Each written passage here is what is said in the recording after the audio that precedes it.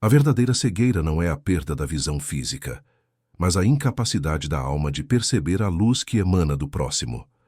Vivemos em um mundo de vitrines, onde a embalagem muitas vezes vale mais que o conteúdo, esquecendo-nos de que a vida é uma escola rigorosa, e o tempo, um professor implacável que, cedo ou tarde, nos convida a prestar contas sobre o que fizemos com os talentos que nos foram emprestados. Se você busca paz para o seu coração e respostas para a sua alma, convido você a se inscrever agora no canal e ativar o sino das notificações. Juntos, vamos desvendar os mistérios do destino através de histórias que tocam o espírito. O silêncio no consultório do Dr. Arthur Valente era quase sagrado, rompido apenas pelo tic-taquear sutil de um relógio de parede antigo, uma peça de colecionador que valia mais do que a casa da maioria de seus pacientes. Ele estava de pé diante da enorme janela de vidro temperado que ia do chão ao teto, observando a cidade de São Paulo lá embaixo. Do 25º andar, as pessoas pareciam formigas e os problemas do mundo insignificantes. Arthur ajustou os punhos de sua camisa de seda italiana e suspirou. Ele tinha tudo: o reconhecimento internacional, uma conta bancária robusta e a reputação de ser o Midas da estética. No entanto, quando as luzes da clínica se apagavam e ele voltava para sua cobertura duplex, uma sensação gélida o invadia. Era um buraco no peito, uma espécie de saudade de algo que ele não sabia nomear. Ele se virou quando a porta se abriu suavemente. Sua secretária, com a postura impecável exigida por ele, anunciou a última paciente. Arthur atendeu com a frieza técnica de sempre, analisando milímetros de pele, sugerindo correções, vendendo a ilusão da juventude. Para ele, o corpo humano era uma massa de modelar, e ele, o escultor supremo. Não havia espaço para Deus em sua sala de cirurgia. O bisturi era sua única religião. Naquela noite chuvosa de terça-feira, o destino, esse tecelão invisível de nossas vidas, preparou uma armadilha amorosa para o orgulho do médico. Arthur foi convocado, a contragosto, para representar a clínica em um evento beneficente no Hospital das Clínicas, na ala de queimados. Ele detestava ambientes pesados. A dor alheia o incomodava não por empatia, mas porque feria seu senso estético de harmonia. Ao chegar ao salão do evento, o cheiro de éter misturado com o aroma forte de café barato invadiu suas narinas, fazendo-o torcer o nariz. Ele caminhava apressado, querendo cumprir o protocolo e ir embora, quando uma voz o deteve. Não era um som alto, mas possuía uma vibração aveludada, uma frequência que parecia tocar uma corda esquecida dentro de sua mente. Dr. Valente, estamos muito gratos pela sua presença. Arthur se virou e, por um segundo, o mundo parou. Diante dele estava uma mulher jovem, vestida com um uniforme simples de enfermeira, segurando uma prancheta. Seus cabelos eram castanhos e caíam suavemente sobre os ombros, mas o que chamou a atenção de Arthur não foi sua beleza, e sim a imperfeição. Uma cicatriz avermelhada descia da têmpora esquerda até a maçã do rosto de Cecília. Para o olhar clínico de Arthur, aquilo era um erro, uma falha gritante que precisava ser apagada. Mas, paradoxalmente, quando seus olhos encontraram os dela, de um verde profundo e sereno, ele sentiu uma tontura. Uma imagem relâmpago cruzou sua mente. Um salão de baile iluminado por velas, vestidos rodados, risos debochados e um choro abafado. A visão durou fração de segundos, mas deixou seu coração disparado. Sim, sou eu, respondeu ele, recuperando a postura, embora suas mãos suassem frio. E você é? Cecília. Sou a coordenadora dos voluntários, disse ela, estendendo a mão. O toque dela era quente, firme e transmitia uma paz que Arthur desconhecia. Ele não conseguiu se conter. A vaidade profissional falou mais alto que a educação. Prazer, Cecília. Eu não pude deixar de notar. Ele gesticulou discretamente para o próprio rosto. Com as técnicas de laser atuais, eu poderia remover essa marca em 3 sessões. Ficaria imperceptível. Por que nunca procurou tratamento? Cecília sorriu, e aquele sorriso iluminou o ambiente cinzento do hospital. Não havia ofensa em seu olhar, apenas uma compaixão que irritou Arthur profundamente.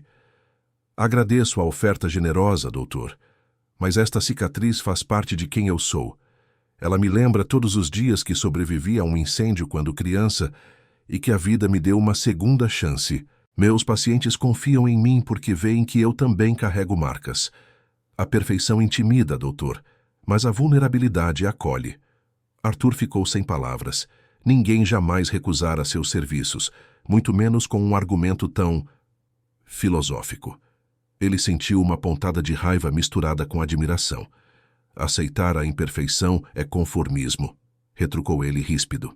Ou talvez seja a mais alta forma de liberdade, devolveu ela com doçura. Venha, vou lhe mostrar o trabalho que fazemos. Durante a hora seguinte, Arthur caminhou ao lado de Cecília. Ele tentava manter o distanciamento, mas a presença dela era magnética. Ele observou como ela tratava as crianças na ala de recuperação. Havia uma luz em torno dela, algo que não era físico. Ele viu um senhor idoso, seu antenor, segurar a mão de Cecília e dizer algo sobre os anjos que a acompanhavam.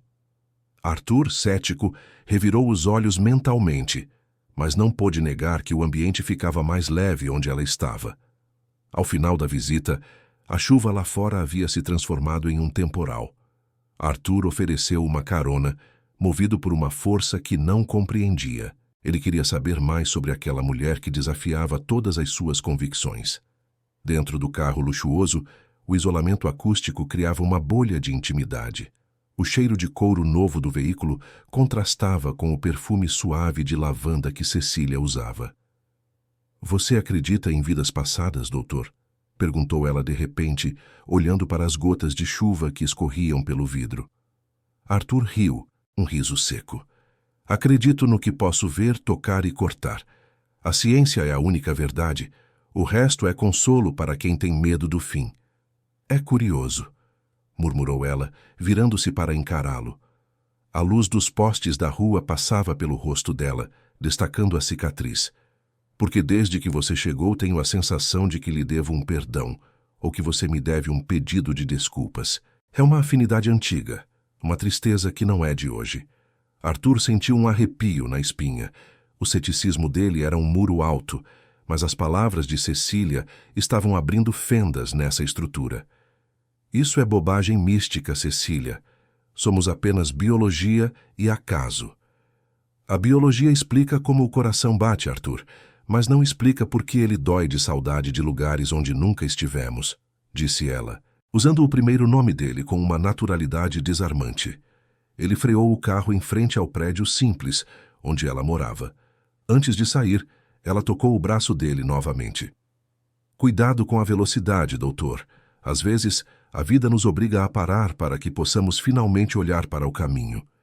Arthur ficou parado no carro por longos minutos após ela descer, observando-a entrar no prédio. A frase dela ecoou em sua mente como um presságio. Cuidado com a velocidade. Ele balançou a cabeça, tentando afastar o desconforto, e arrancou com o carro, acelerando mais do que o necessário, como se pudesse fugir de sua própria consciência. Os meses que se seguiram foram de uma inquietação crescente para Arthur. Ele voltou a ver Cecília, inventando desculpas burocráticas para visitar o hospital. Eles tomavam café na cantina simples, ele com seu terno de R$3.000, ela com seu jaleco branco. Eram diálogos tensos, onde o materialismo dele colidia com a espiritualidade dela. Você conserta rostos, Arthur. Mas quem conserta os corações dessas pessoas? Perguntava ela, enquanto ele reclamava de uma paciente que queria o nariz de uma atriz famosa. O mundo julga pela capa, Cecília. Eu apenas dou às pessoas as armas para vencerem nessa selva. A beleza sem conteúdo é como uma casa sem alicerce. Na primeira tempestade desaba, alertava ela. E a tempestade veio. Numa sexta-feira à noite, após uma cirurgia exaustiva de 12 horas, Arthur dirigia para sua casa de campo. Estava cansado, mas sua arrogância o impedia de admitir que precisava descansar. A neblina na estrada da serra era densa. O celular tocou.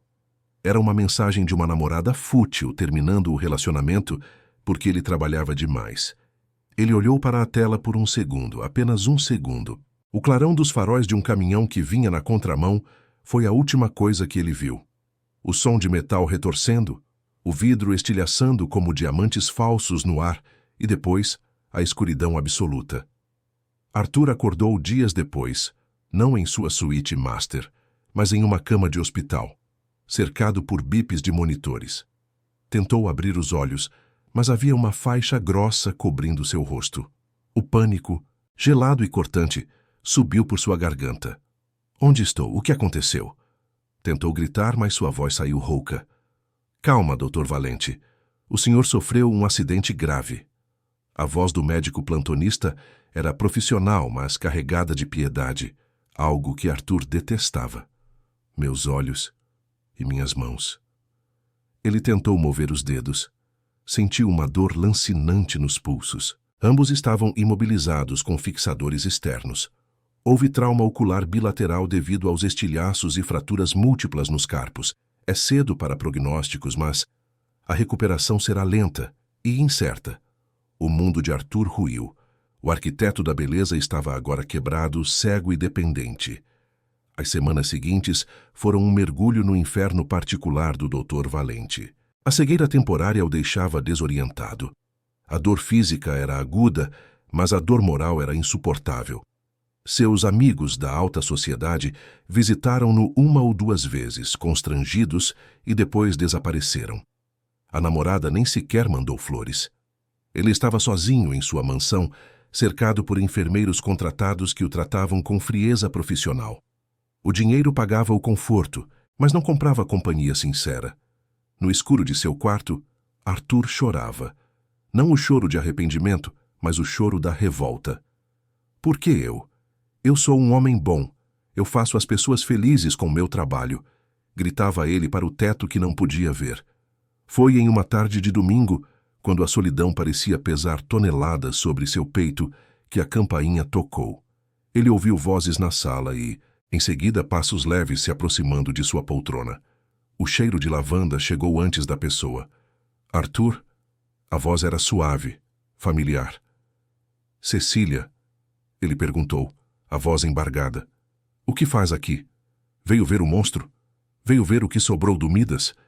Vim ver o homem que estava escondido atrás do médico, respondeu ela, sentando-se ao lado dele. Eu soube do acidente. Senti que precisava vir. Arthur tentou esconder o rosto enfaixado, envergonhado. A ironia do destino era cruel. Ele, que desprezara a cicatriz dela, agora estava coberto por elas. Vá embora. Eu não tenho nada para lhe oferecer. Não posso nem ver o seu rosto imperfeito, destilou ele amargo. Cecília não se abalou. Ela segurou a mão dele, passando os dedos sobre as ataduras rígidas. A visão física é apenas uma distração, Arthur. Agora você tem a chance de ver o que realmente importa. Eu trouxe algo para nós. Ela abriu um livro. Era O Evangelho segundo o Espiritismo. Arthur bufou. Não venha com religião. Não é religião, é consolo. É a explicação para a dor. Se você quer sair desse buraco, vai precisar de uma escada. E a escada é feita de entendimento, não de revolta. Cecília passou a visitá-lo todos os dias. Ela lia para ele, alimentava-o quando as mãos doíam demais e descrevia o pôr do sol que ele não podia ver. O céu está pintado de um laranja queimado hoje, Arthur, com nuvens violetas. É como se Deus estivesse pintando uma aquarela só para nós. Pela primeira vez na vida, Arthur começou a ver através das palavras de outra pessoa. Ele começou a perceber a paciência infinita de Cecília. E, nas leituras, começou a entender conceitos como provação escolhida e resgate kármico. Certa tarde, enquanto ela lia sobre o orgulho e a humildade, Arthur teve um flash de memória. Viu-se novamente naquele salão antigo na França, rindo de uma jovem com uma mancha no rosto, expulsando-a de sua presença. A dor que sentiu no peito foi tão real que ele gemeu. — O que foi? Perguntou Cecília, preocupada. — Eu fui horrível com você, sussurrou ele, as lágrimas molhando as bandagens dos olhos. — Não agora. Mas antes, muito antes. Eu sinto isso. Por que você está aqui cuidando de mim? Cecília fechou o livro e segurou a mão dele com firmeza. Porque o amor não guarda rancor, Arthur. O amor cura. Talvez tenhamos nos reencontrado justamente para isso, para que eu lhe mostrasse que a beleza não está na pele, e para que você aprendesse a receber ajuda, a ser humilde. Foi o início da reforma íntima de Arthur.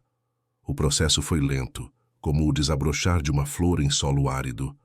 Ele começou a tratar os enfermeiros com respeito, pedindo por favor e obrigado, palavras que antes não existiam em seu vocabulário.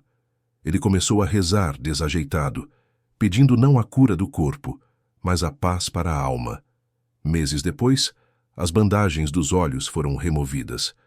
A visão de Arthur havia retornado, embora não fosse mais 100% nítida. Ele precisaria usar óculos grossos. Suas mãos recuperaram o movimento, mas perderam a precisão cirúrgica fina, necessária para as plásticas estéticas perfeitas. Sua carreira de escultor de celebridades estava acabada. Diante do espelho, ele viu as cicatrizes em seu próprio rosto. Mas ao olhar para o lado, viu Cecília sorrindo. E pela primeira vez ele achou aquela cicatriz no rosto dela a coisa mais linda do mundo, porque era a assinatura de uma alma que venceu. Eu perdi tudo, Cecília, disse ele, mas sem amargura. Não, Arthur, respondeu ela, encostando a cabeça no ombro dele.